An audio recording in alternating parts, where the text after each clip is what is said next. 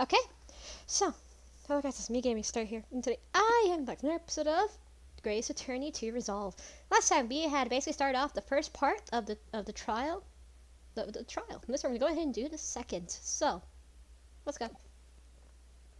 So yeah, I ended it last time because these are getting longer, and because these trials are long, and I'm warning you, so that's why I'm splitting it up. That's why I'm gonna start doing that for this case alone. Oh, there you are, Odo. What kept you, my dear fellow? Hello, Mr. Schultz, Gina. You sure about what you said in there? That the boss, actually died the day before? It's pretty hard to swallow. Yes. I was shocked by the revelation too, Gina. And was I possibly more shocked than both of you? It's not a competition, Mr. Schultz. But I was more shocked than all of you put together. That's not your important question, is it? Yes, it's strange that there's no time of death noted. I suppose there's a simple explanation, or perhaps it was a deliberate omission. Oh dear.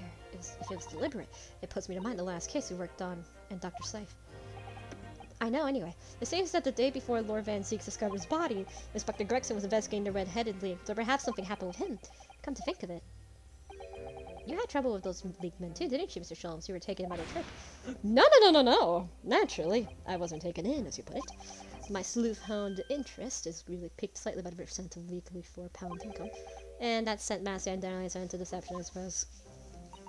The two criminals in question are a pair we saw being arrested yesterday, aren't they? And Mr. Shelves' sweet, I mean. That's right, Suze. That was what I took him in. Thanks to tipped off a good law-abiding citizen.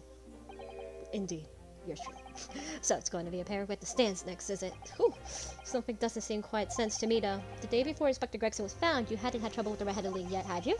Why would Inspector have been investigating them? Well, the likely explanation would be that Gregson's own sleuth hound interest was piqued at the very cent of weekly £4 income. Don't die with the same brush as you, Sholmes.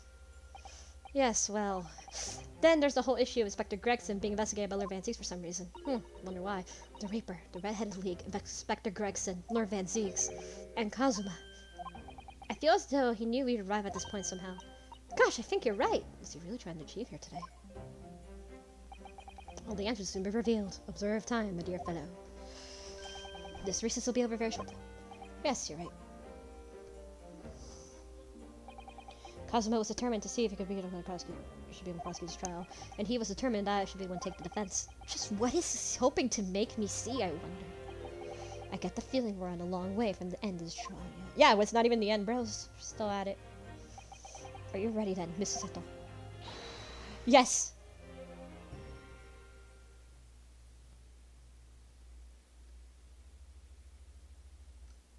Here we go.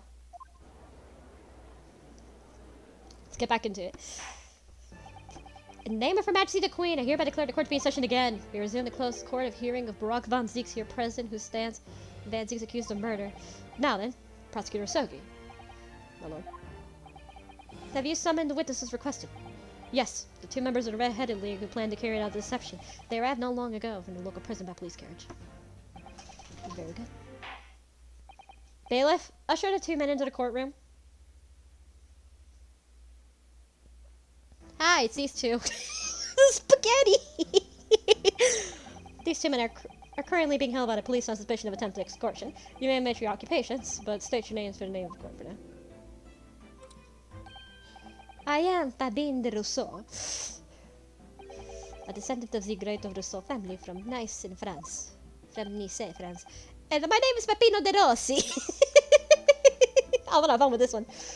I'm the third son of a great familia, de Rossi, Belladonus of Napoli. Oh no! Ah, my time has come! My time has come to finally do Italian accent again. Woo!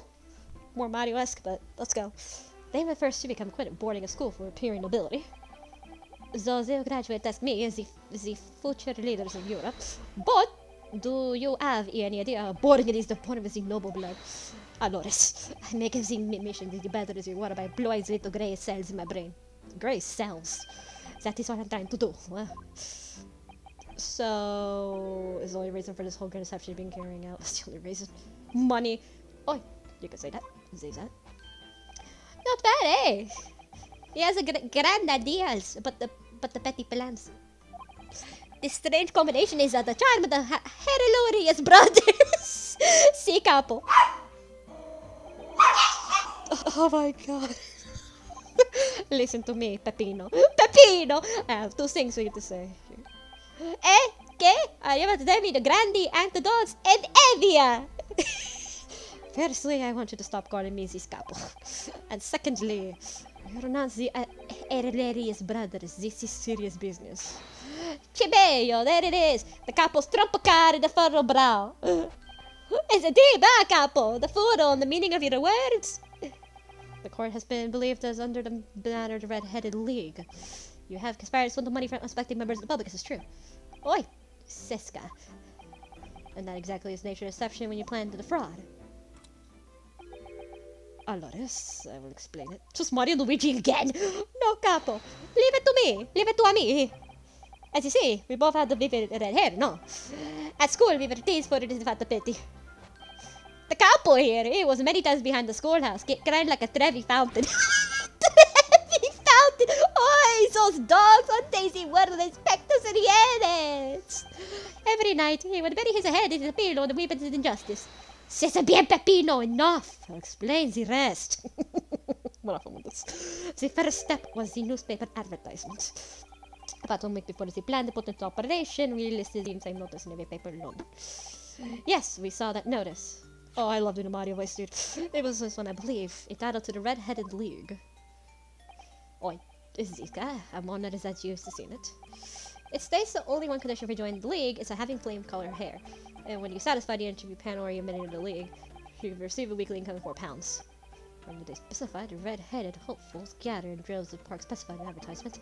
When each person present, this pair took an application via 5 shillings. It was with the money. 2 francs! It was the plan most elegant, no? No, it was most dishonorable. But to be frank, I'm stunned anybody was foolish enough to be taken with such an obvious trick. The park was described by one witness as chocked full of redhead folk like Coaster's orange barrow. And the day on which all these men gathered to apply was the day before the victim was discovered. Crucially, these 2 men spoke face to face with every single person present that day. Boy, I have seen more than people in one day, so that was the rest of my life. See? And now every time I see a couple's hair, I feel like my sick to my stomach. Anyway, why haven't been summoned here today? Sorry? The day for the trial was not until tomorrow, was I told. Naturally, neither of these men have been told any details about this trial. They've only been shown this photograph. Very good. Alright. So, Mr. De Russo and Mr. De Rossi, you'll now give me a full testimony to court on the subject of the gentleman pictured in this photograph. Of course. We are always ready to help with the law. Meanwhile, you're decepting people. Alright. The man in the photograph. Here we go. We've had more than we found the red people assembled in the park Lime Street that day. But I don't recall the man in his photograph. Hey, capo! No, I don't remember him. Obviously, is he dead now, but I assure you, he was not in the park. Huh, it was a different one. Allora, the victim has nothing to do with us. You have a lot to answer for, Peppino. It is your fault that we got caught in the first place. What? Oh, okay. That's interesting. You've given us sworn testimony that this man in his photograph is not present. Can you be certain? I am quite certain we did not interview this man. It was another one. Nobody looking like that he came to the park. This I can promise. Unless we noted, you get arrested for grand deception, however. According to Lee, his court has little confidence in your assurances. Oofa! It is attitude. We get out of nowhere, huh? He's really a sulking now. Hold on, he's really a sulking now. But I'm not getting my stuff.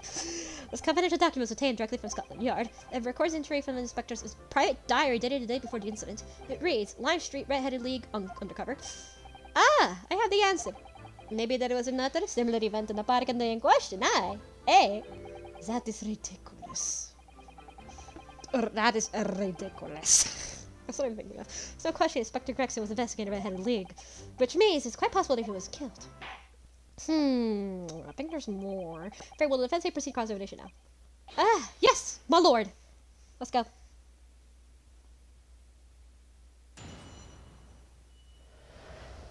Alright, let's go with press number 3. Hold it! But according to what you said, you spoke with 1,000 people for that day.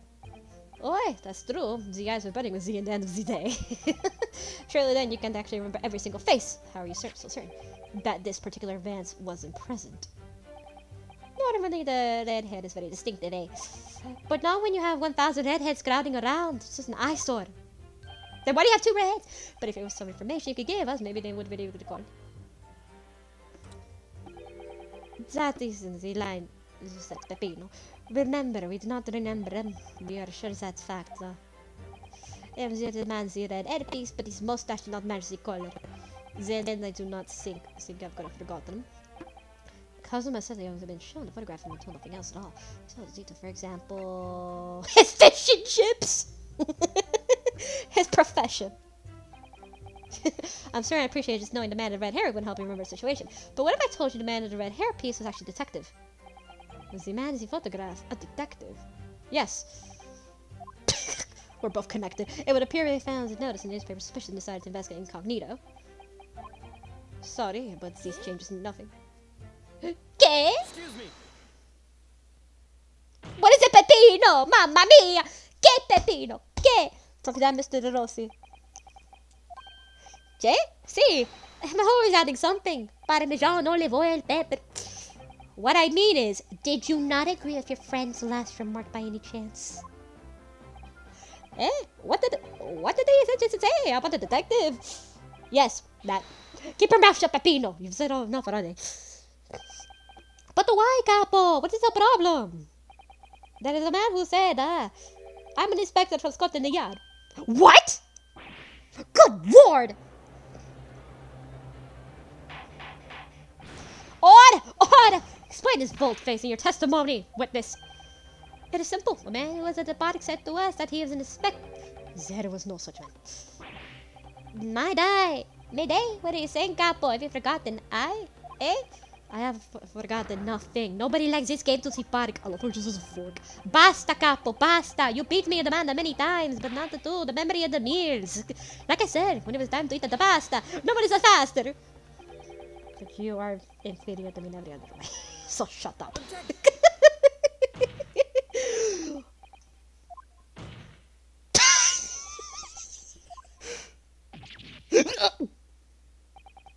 Drop that. The damage is done. Indeed it is, sir. Oh, there was a man who came to the park and said he was an inspector from Scotland Yard. However, he looked nothing like the man in the photograph. He was someone else. How can you be so sure? Because, to start with, his face was completely different. Huh. See, it's true. The man who came was a younger. His face was clean and shaven. His eyes were sadder. His chin was a thinner. No resemblance whatsoever, then! Anyway, I wasn't going to be fooled. I took the obvious precaution and said to him, if you really are a detective, show us the proof. See, the capo here, he don't take a nonsense, eh? But he was prepared. He said he had identification. Identification? You mean official police inspector's identification? That is most convincing. Sorry, my lord. Counsel, no incognito inspector would offer his identification for inspection. It's quite out of the question. Definitely. Why would he expose his true identity? Clearly, the papers were fake. Certo, capo, you are a genius. As we say in Italia, it takes a thief to recognize another, eh? Wait, what? And what happened after he announced he was a detective? It became very annoying and said, you were under investigation. So I took his papers from him and chased him out of the park. It was a fantastico! And look, here is identification. So you stole it from the man. He had it coming. He made us very scared. but he was not who he said he was. Oh. Indeed, the person described does not appear to have a true inspector would. However, I believe the prejudice of the identification papers is evidence. But I like him. Now, starting with the testimonies. Alright, let's check it. He does a Mario jump and I love it. Allora, the victim has nothing to do with us. Allora. Let's go to number 4. Let's check the again. Metropolitan Police warrant card. Check the clasp.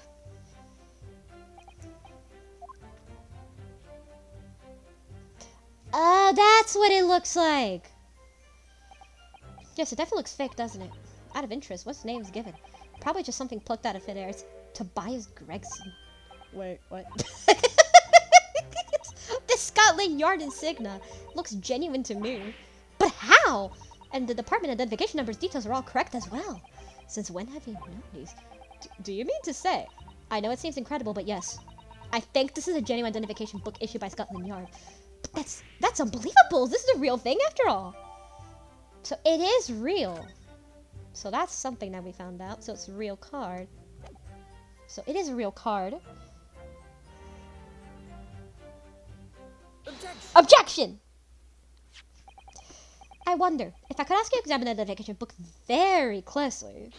Miss Lestrade. Why Miss Lestrade? What is your attention here, counsel? Is this really fake, or is it genuine?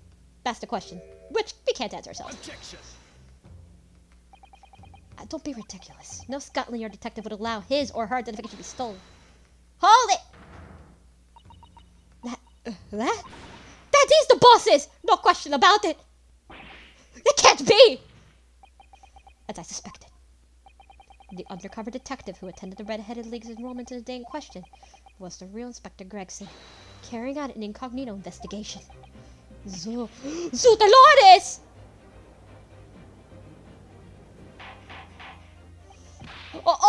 Odd! But if the boss had his identification stolen, he would have reported it straight away. I mean, he was always on me about it. If you lose something, reported it at once, he said. Could it be, then, that the inspector was physically unable to report it? Physically. Hey! What are you saying? Unable to. You're not suggesting! Oh, I am. Yes, it's quite possible that he was killed before he had the chance to report his identification stolen. No. Let's go. Odd! The defense persisted the victim was killed the day before his body was discovered at a different location. Do you too know anything about that? I know nothing. I done nothing. Put yourself together, Peppino. What doing? You behave like a master criminal in that, no? Now I wish I had to return to Italia. Just stop crying, Peppino, please. Where's that? Love me! Stop your whining and start talking. Well, I believe it. I know nothing. I don't know nothing. But you will tell everything, or face the worst possible outcome.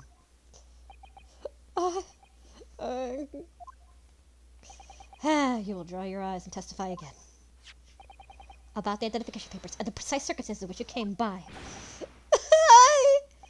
For crying out loud.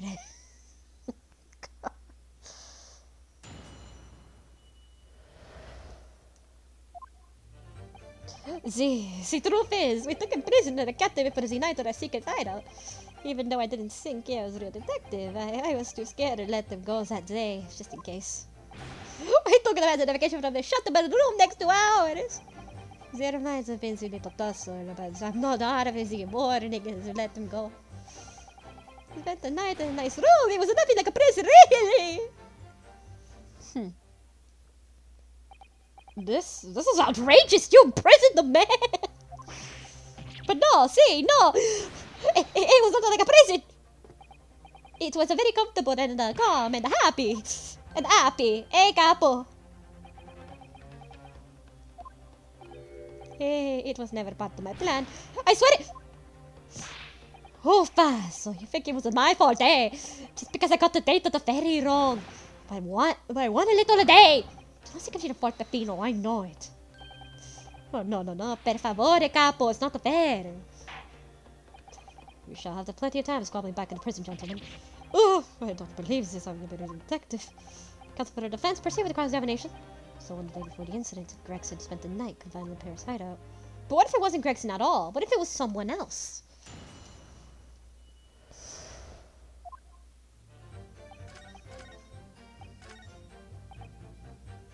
A little tussle? What do you mean by that? Hold it!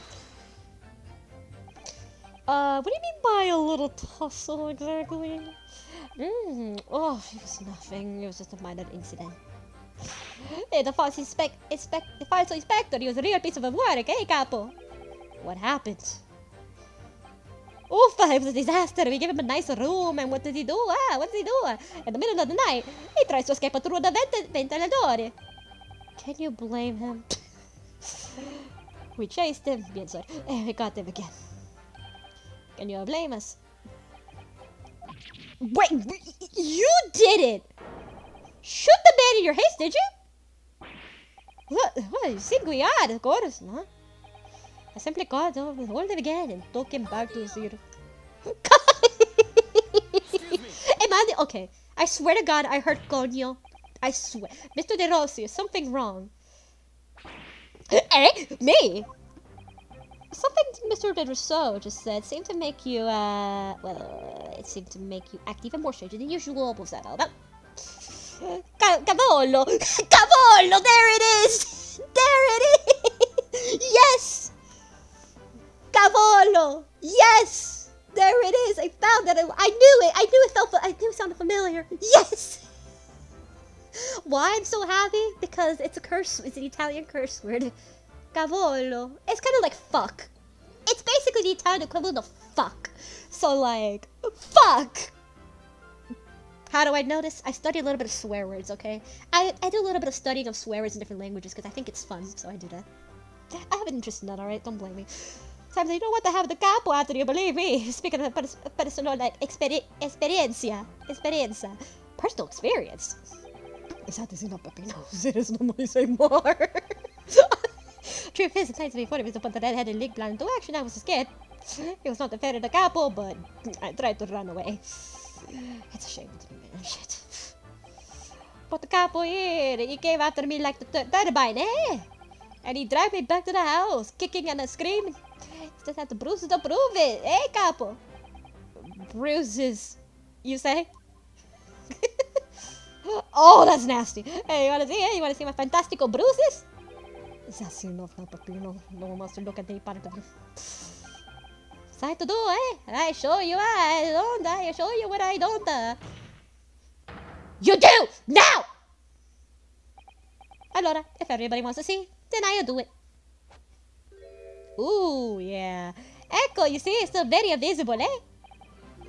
That red ring around your neck. So you gotta drag back to the house. See? The capo. Sometimes he's a very rough. And I said that's enough! Pepino's neck is nothing like to do as we were talking about here. You have my word. Nope. Yes. What is your opinion, counsel? What do you think about this? This gonna be important. It's important because we saw someone with a similar red ring before. Mr. Rossi, I'm gonna need to ask you to measure testimony details to the mark of your neck. Eh, capo? You see? There he was interested in what to say, huh? Very well, measure testimony requested. See, if you really want to know. Alright. He tried to escape, but the capo put the collare in him and dragged him back like he did to me, see? So. God, we have like 3-page worth of evidence already. Holy shit. Look at all this evidence. It's insane. And we're gonna get more. It's insane how much evidence we have. So picture the photograph of the victim. Notice. There's no red ring around his neck. Objection. Notice. No ring. So the day before his body was discovered, Inspector Gregson was taken prisoner while working incognito. No, it was not like that. It was already a prison. It was an invitation to stay. It was only. However you describe it, there was no one glaring consistency that remains. What inconsistency is this, counsel? I would ask the court to look closely at the photograph of the victim, Inspector Gregson. Gregsy. You'll see that there is no red ring visible around his neck. Eh? But that makes no sense. It was me who took the collare of the man in the morning. And I saw the red bruises in his neck, just like I have. Given that the mark is still clearly visible with his neck, we expect to see bruising on the victim who was put on the collar more recently than Mr. Rossi. Indeed, it was more peculiar. What do I tell you, huh? We say this from the beginning many times. Why, Pepino's right. Si man is a photograph. You're somewhat different in man who captains at night. He's also a different guy. got a feeling. Odd! It would appear that the day before the incident, the man who visited the park in Lime Street posing as a incognito inspector was not Inspector Gregson at all. I think I know who it is. If that's true, however, you explain Inspector's identification. It's weird. This is a genuine identification book issued by Scotland Yard. It's conceivable that someone would have stolen such an important item from the Inspector. The prosecution made the assertion itself. Well, see how this goes. And we also know that the Inspector had made a note about the red-headed leak in his diary in the day, which surely means he could divorce the two events completely. The consistency noted by the defense is most troubling. If it was Inspector Gregson whose red-headed gentleman encountered, the fact that there's no bruising gives zero as negative defies explanation. But equally, if they were actually encountered an imposter, how did the person come to possession of the Inspector's identification? Maybe he gave it to him? Did the defense also come to the explanation counsel? I think I have an idea. As precise as accusations make metallic notes in the court record, Miss Nadahoda. Because those facts, or facts cannot lie. Even as points of the is believable. Well, my lord, the true identity of the person who turned up to the park at his enrollment is revealed information in the court record, I believe. Good gracious! Very well. Very tantalizing, Mr. Nadahoda. So why don't you help us out and see whatever truth you're currently seeing? Who exactly was the... It was appear before Mr. Dussault and Mr. De Rossi. An imposter! There was an imposter. Though it seems incredible, I admit it, the undeniable facts assume one thing. Since no bruising can be seen in the victim's neck, the person who was seen two red-headed men took prisoner today cannot have been Inspector Gregson. In other words, your whole argument is a bit of a waste of time. No!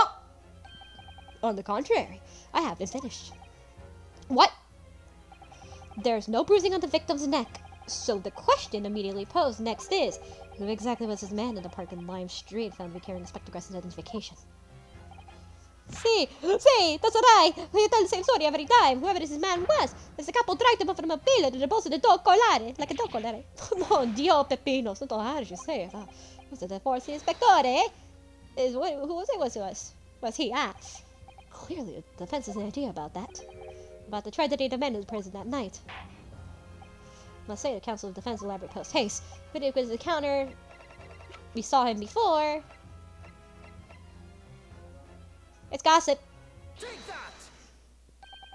Goodness me, isn't that? Yes, one of the witnesses who was in the stand at the very courtroom earlier today. A nameless man whose only occupation appears to peddle hearsay to passersby. What on earth would the street seller be doing with the police inspector's identification papers? Witness, is this a man or not? What's it happened to his lip? Ah!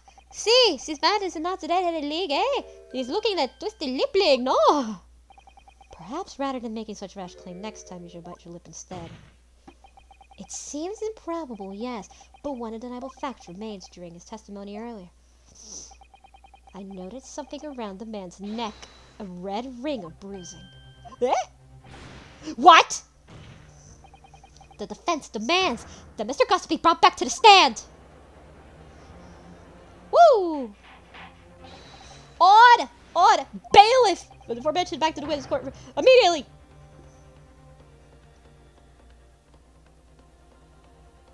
It's him. Here we go. Well, I never. An undeniable red ring of bruising indeed. And an tentacle. There's witness beside him. Now, what's going on here, eh? I've always had this me birthmark, isn't it? A birthmark, you say? And I assume the reason you've been recalled to the stand is to explain to you. Hey, something about a specter again. But I'm telling you, I got it wrong as usual. You're lying. You're denying all the knowledge of it. Well, of course I am. Are you trying to kill me? A little nonsense, eh? Well, at least we have some more stories peddled back in Benson Street, won't you? Now, we're going to need you to testify again. And you, Mr. DeRousseau, Mr. Dossi, I'm sure you can cooperate, won't you? What do you have the choice? You're in a big trouble, eh, capo? That's quite enough dilatory chatter. Proceed with the testimony. Woo, Blaze. The inspector and identification revisited. The man who claims to be the inspector that day was definitely not this man. It's right, see. You think he would forget the grand lips, oh? Never leaves. I live in Fresno Street, alright. No interest in any red-headed league. I'm all alone in the world, me. I'm no kinfolk or nothing. Why would I involve something like that? Just look at me, eh? Does it look like I can carry off a disguise with a face like this? I think you can. I mean, we know exactly who you are, I believe. But still appear a wrong man. Was I've been telling you up to do disappointing testimony. That's right, just simple peddler. Remember, Frenzo Street's all I know. Well, I've come back by police inspector's identification book. Well, yes, that's hard to explain, but fuck wrong button. Oops. But brief conversation. I think counts very brief. I think who thinks it might be revealed to something. I said fast to your side. Always, hold on.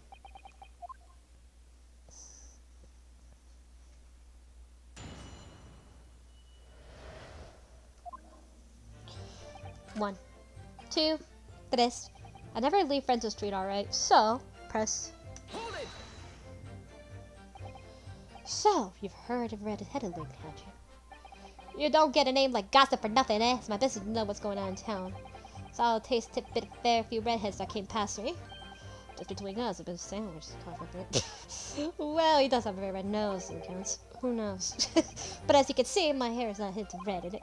But in any case, if Frenzo Street's a patch. You won't catch me signing off in any part of town. So. Excuse me. So sorry, what do you have? Excuse me? Mr. DeRousseau. Oi, can I help you? Did Mr. Costas wear this line? Do you remember something relevant, perhaps? Oh, Marty, you piece of shit! It was the other day when I was looking at a place near the park, a small house or something. To be the headquarters of a Red-Headed League. I visited an house agent in Lime Street, so I saw him. Oh, this man was paying money to the agent. What? Mr. Gossip with a housing agent? Oh, there goes. Oh, and he has some kind of contract in his hand. They were clearly discussing terms. But no, you're mistaken, chum. I never thought Frenzo Street like that. I never said before. You're mistaken me for someone else. Someone would say this? No, the capo's right. I remember it too. He was paying the man with banknotes. With notes? Like I said, that wasn't me. I was curious why this man with the dirty gloves had so much money. So I looked at the name in the papers. And what name was written? Mr. Gossip. No, this is a man. He lies. He tells you that he has no name. But in fact, his name is Hugh Bone, huh? Better than Mr. Gossip, I think. See? Hugh Bone. No! Oh! I'm a peddler. Tippets information, like I said, on Frenzo Street. That's that! I don't know much like folk without getting personal life. Whoa, that was an outburst. Indeed, it is not an intention to prevent in front of a witness. Very well, if your respected wishes to serve, information name shall be redacted from all court records of the trial. So objection! I'm sorry, my lord, but the defense does object. Because the name just mentioned is very deep significance in this case. Good gracious, do you simply object to your sake? As it happens, my lord, the particular name has already been mentioned during today's proceedings. Well, I never, in what capacity? Hugh Bone. The name is the leaseholder of the room. Let me put it very simply. The victim's body was discovered in your rented room. I suggest, sir, that you start talking. Well, alright. I suppose that might be the case, eh?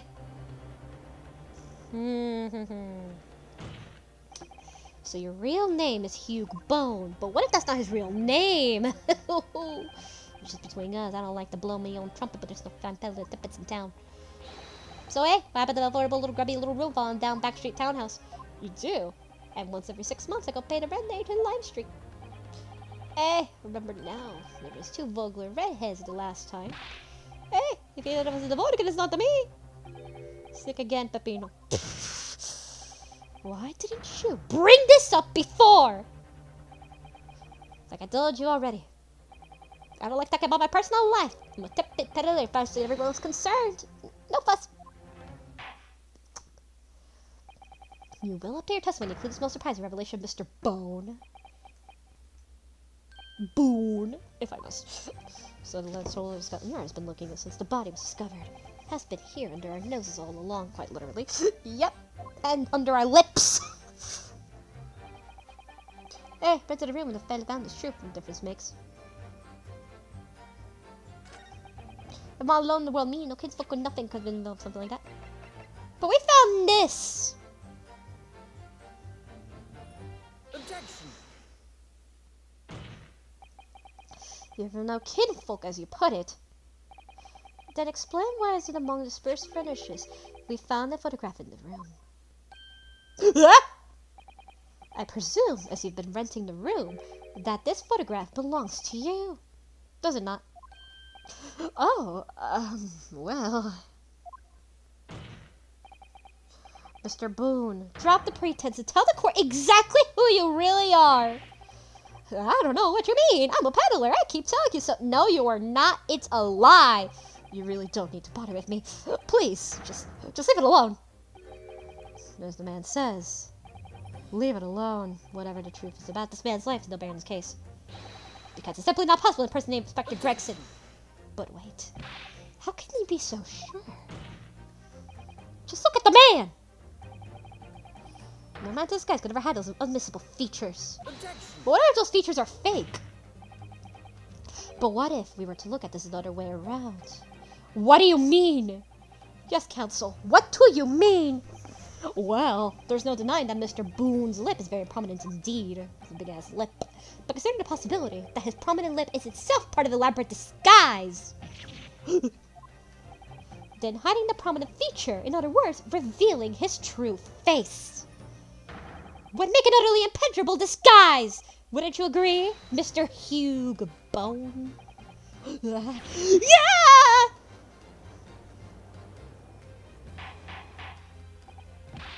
Good, what this? Are you still hiding the truth from this court? And he is good at disguise. If that's a disguise, then underneath it, its true identity must be... Yes, that's right. It's really one person it could really be. I have an idea. My lord, the defense believes that it can be revealed truth identity to the court. No, please, no. I know exactly who it is. Very well then, counsel. Why is the true identity to peddler go simply with gossips in the street? Daily Vigil. I mean, look at his hair. Pretty similar, is it not? And same face and same facial structure. So, take that. Your real name is actually Mr. Vigil, isn't it? Mr. Daily Vigil. Yeah! I don't recall that name, counsel. Who is this Mr. Vigil? It's a name I encountered yesterday, my lord. It has to do with a certain client of Mr. Herlock Sholmes. A young gentlewoman came to the detective asking to look at her missing husband. The woman in this photograph, in fact, this is Mr. Vigil. Mrs. Vigil. What? From what I understand, you haven't even returned home since the night before the inspector was found dead. Yeah. But of course, on that night, you were being held captive by the two red-headed League men. And last night, you were put up to the prosecution service preparation to testify in the trial, because we led to believe that you, Miss Venus, and Mr. Sandwich were all homeless. Being important witnesses in this case, we needed to know where we could find you, of course. And that explains why you've not only been able to return home, but also been able to contact your wife, who's been beside herself with worry, waiting for you at the Vigil residence. No, just hold on a minute. I don't have the first idea what I'm talking about. Really? It's simple enough matter to confirm our suspicions. All we have to do is pull off that disguise. No, please. Bailiff, bring soap, a sponge, and wash blood once. Mr. De Russo, Mr. De Rossi, you will restrain the witness. Oi, my lord. See, me lord. No. Stop. Get off, please. Don't. Oh, breath. Hi, I'm Paola's dad. What's going on here? Papi, today? shut up. What's going on? Papi, This is shut up. Paola's Papi, dad. shut up. Papi, shut up. Paola, take Papi, it easy. Papi, shut up. Oh, there's a huge guys. Oh, peanut butter, nice. Oh, we got it. Hell yeah. So, we were right. Well, we are now seeing your truth features, I presume. Lift your head, sir, so the court can see your face.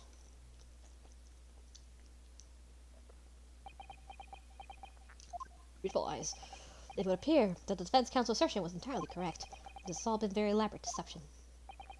So, witness, tell the court, have you seen this man before? I don't believe it, but... Phew, there's no question. There's no question. This is that the inspector we saw in the park. Extraordinary! Boys, we did it. On the day of the Red-Headed League enrollment, the man claiming to be Inspector Gregson who appeared before Mr. Rousseau and Mr. Derdelsi in the park was you, disguised as the inspector, or rather, was you posing as the inspector in no disguise at all. Mr. Vigil was formerly employed as the chief warder in Barclay Prison. The chief warder? Then your career had promised. Why would you quite possibly become the future governor of the prison? What have you been doing peddling Tail Frenzel Street? Well, it's been 10 years since Mr. Vigil worked at the prison. 10 years. I'm sorry we have to bring this up. I'm really dreadfully sorry for all about this. Yes, it's true. I'm Daily Vigil. And you were the chief warder at Barclay Prison 10 years ago. So where did Mr. Hugh Boone come from? Boone is the other me. It's a name I invented. Well, if evidently there is a great deal under the surface here, I'll explain everything. I'll tell you just how wretched my life has become.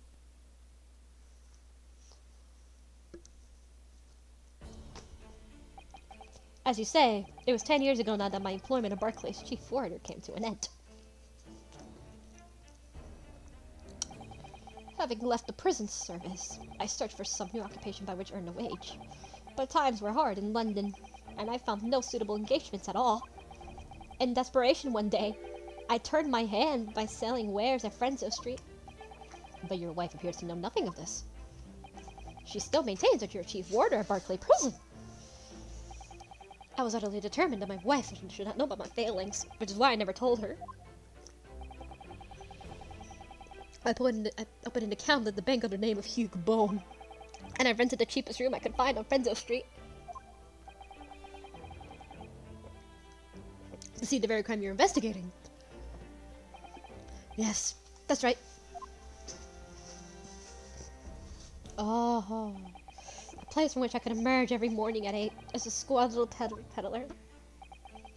And transform myself back every evening at 5 into a well-dressed man about town before returning home. That quickly became my daily routine. I was puzzled by that lack of furniture in the room, but that explains it. But why on earth didn't you just tell us in the first place?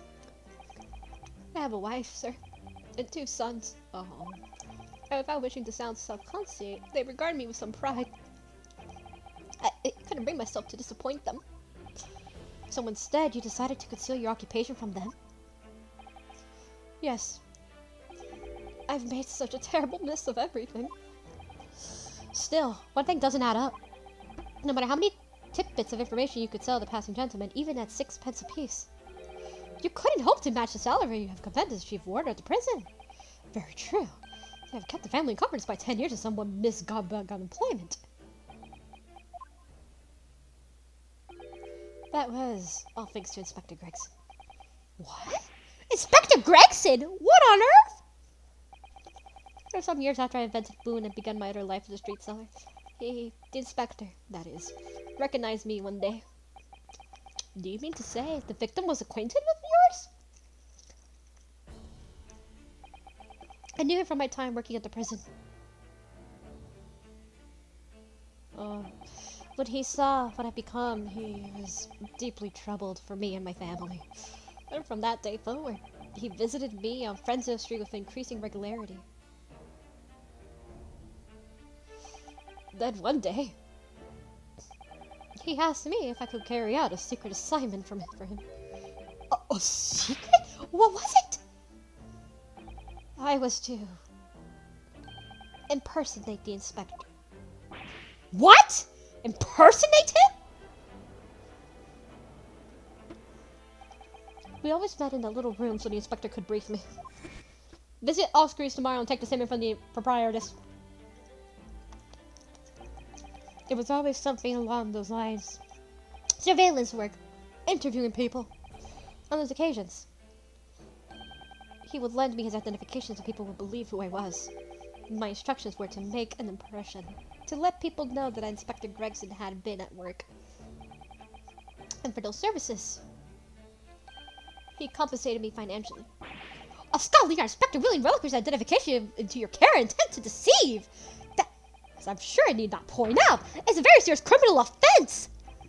But why? What was the point of you impersonating him?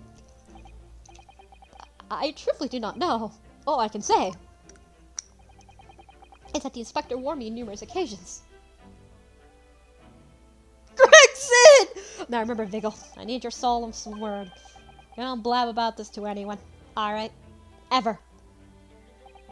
Even if, well, find up a croaker. Oh. In time, he started to bring papers of him to the room as well.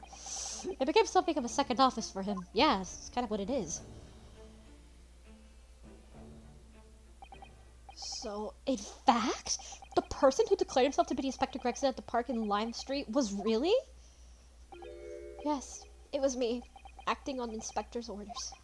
As usual, I removed my boo in disguise, and then I went instructed to the park, armed with the inspector's identification book. It never occurred to me that the bruise on my neck might give me away. Holy shit.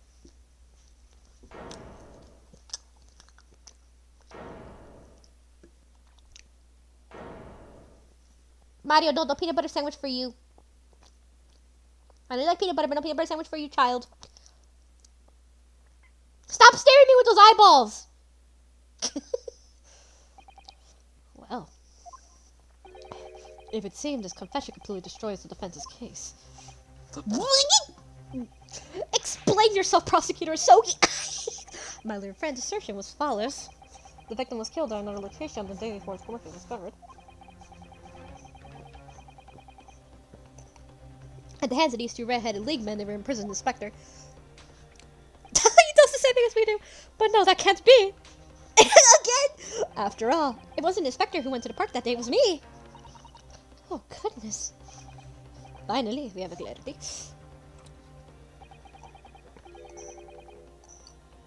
It had nothing to do with he muttered as he suspected. It medicine Manasura de la Defense. The Fed says, proving it. What? Well, we fucked up.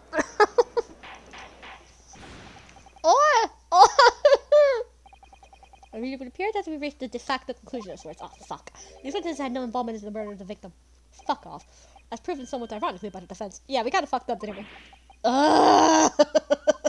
We really fucked it up. I hereby call to an end to cross-examination. Hold it.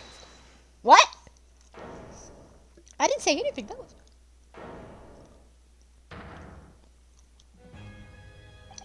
Pardon me, my lord. With your permission. I'd like to pose one further question to the witness. Kazuma? Well, question, counsel. It concerns the events of 10 years ago. I believe you would have been present at a very significant execution carried out at the time. 10 years ago. Executed the professor! Genshin Asogi!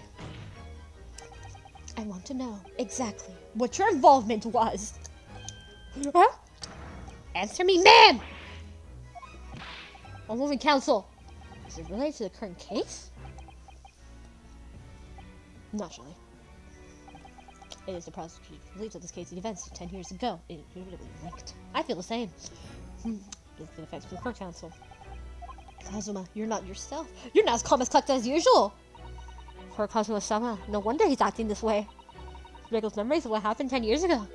The telltale gives his last moments. His own father. I know.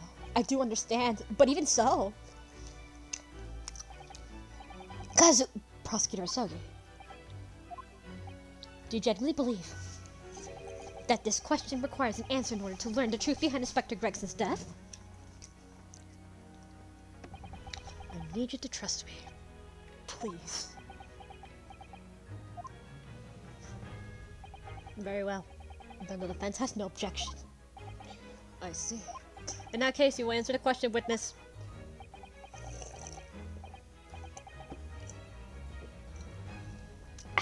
Then the truth is, grape juice is good. I remember very little of that time. You've forgotten? I mean, people do block it out. I'm sorry to say, yes. As I said, I resigned my role in the prison 10 years ago. But for some particular reason, my memory of events leading up to the moment is extremely hazy. Does that not strike you as strange, Mr. Naruhodo? Sorry? Well, 10 years ago last time, but I forgot the reason he's left this important job. Yes, you're right. He's blocking it out. Not only that, Mr. Viggle's claim contradicts what we've already known. The human spirit is a fragile thing. It's broken all too easily. Which is why we have a tendency to wrap it up in protection. Sorry? The human spirit? AKA trauma. I'm afraid I don't understand what you mean. When we experience pain and suffering that we feel unable to bear, we block it out, obliterate it from our memories, seal it away. But it never truly leaves us. If the seal is broken, the memories resurface. And when they do, that fragile spirit may finally be crushed. But I don't really... Kazuma-sama? But if I must crush, so be it, because the truth will not stay buried. It's coming out one way or another. I have something. Right? Now I understand. It's clear what his intentions are. He means to expose the truth at any cost. Perhaps, if I pointed out the contradiction Mr. Viggo claimed earlier, it might cause some crucial memories to return to him. But should I? Do it. I have something. I have no idea what it's going to do. But this is a court of law, and I have to persuade the truth. Mr. Viggo, I'd like you to look at this. Evidence that clearly contradicts your version of events. So they find it. Take that! I have this. Just a few moments ago, you made the following statement. I resigned from my role in the prison 10 years ago. Oh, well, yes. No, you didn't. In other words, you claimed you have left the post of chief warder of your own volition. Well, yes, of course. Why? Tell me. Do you remember seeing this document before? No, I don't. This is a dismissal notice ordering the immediate termination of the prison staff member's employment. A dismissal notice? And name of the notice is yours, Mr. Viggo. What? What? It's mine? So you didn't resign from the prison service at all. For some reason, you were dismissed as chief warder from Barclay. No, there's been some mistake. I'm sure. I'm sure I tender my resignation. Dismissal notice is nonsense. Isn't it? If you were forcibly dismissed, there must have been a good reason. Clearly, you did something. Mr. Viggo, it's time to break the seal you have you remember. According to the few remaining records, the final execution that you supervised was the 17th of June, 10 years ago. And that day, something very serious took place at Barclay Prison. The 17th of June. Was that? The professor execution? Professor. As you were chief warder at the time, it stands to reason that you would have been present throughout proceedings. It does sound familiar. And yet, that execution never took place. The convict, obstinately executed earlier that day, later re-emerged from his grave. The convict came back to life. In the cemetery in the middle of the night, there was a witness. A knock driver. However, the witness claims this a moment after he saw the convict chambering out of his grave, there was a gunshot. A gunshot rang out from over his shoulder. And the bullet pierced the professor's chest, killing him instantly. Who was the one that killed him? Those may have been the professor's actual last moments. Yes. Seeing as you were in charge of overseeing executions at the time, you must know the truth about what really happened. It's in your head, somewhere deep down. Well, Chief Warder Daily Vigil. I know there are memories in your head that can explain what happened on the 17th of June, 10 years ago. And now it's time for you to drag them up.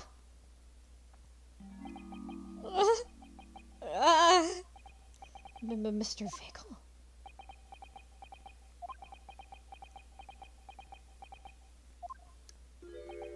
Yes, the whole prison.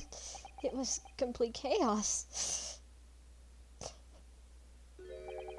The prisoner escaped. He was killed in the cemetery. The shocking news ripped through Barclay like a hurricane. What? What?!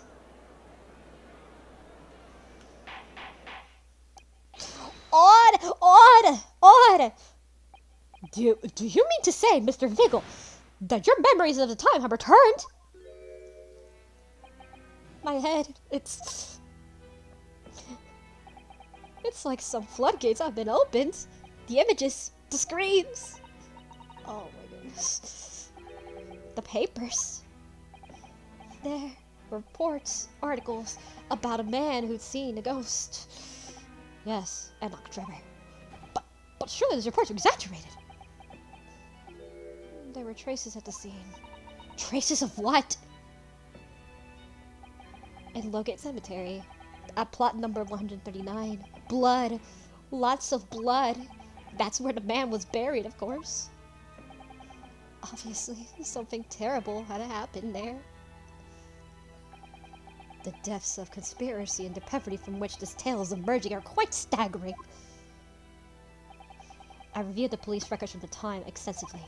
A thorough investigation was conducted by Scotland Yard to ascertain how the convict managed to escape in the first place.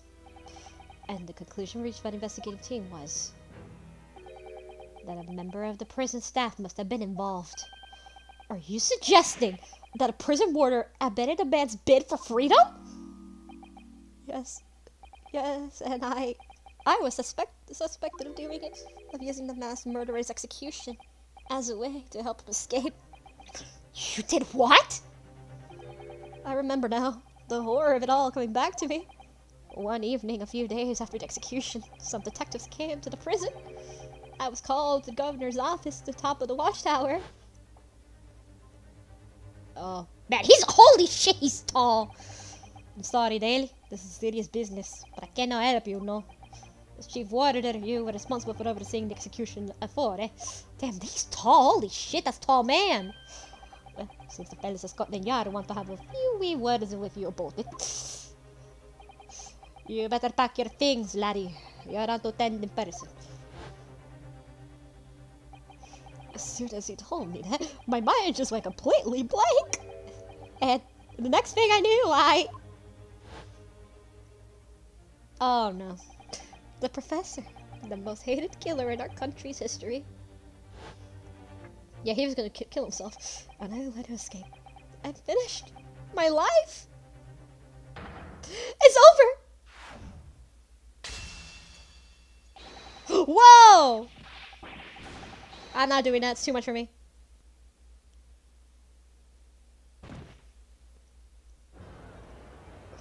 Oh! On! Bale! Fetch a doctor at once! Holy shit. Cordon's the door for today with video effect! So, with Mr. Vigil's collapse, proceedings came to an abrupt end for the day. Once again overshadowed by the legacy of that notorious killer, appearing like a cursed ghost ship on a foggy ocean. Lord Van Zeeks, Mr. Vigil, Kazuma, and Gregson. All of them bound by invisible chains anchored to the same wreckage in the murky depths of the past. But the miraculous light that had been trying to cut through the gloom and shine on those tragic events was playing on the edges of the truth at last.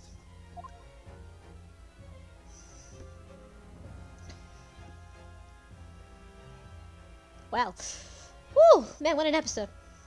Man, what a trial. What a two-part trial. Anyway, so that's going to be the trial for this one. So anyway, hope you guys enjoyed the video. Please like, comment, whatever. And next time, we're gonna go ahead and do the final investigation, the final part of the second to last investigation. So, aka the last full-scale investigation of the entire game. So yeah, and then we have a very short one afterwards, in the next episode, in episode 5. And Resolve just get out of huddle. We have a little mini investigation, but it's not as big. So this is gonna be our next full-fledged investigation, our last full-fledged one the entire game. So yeah, see you guys then. Bye.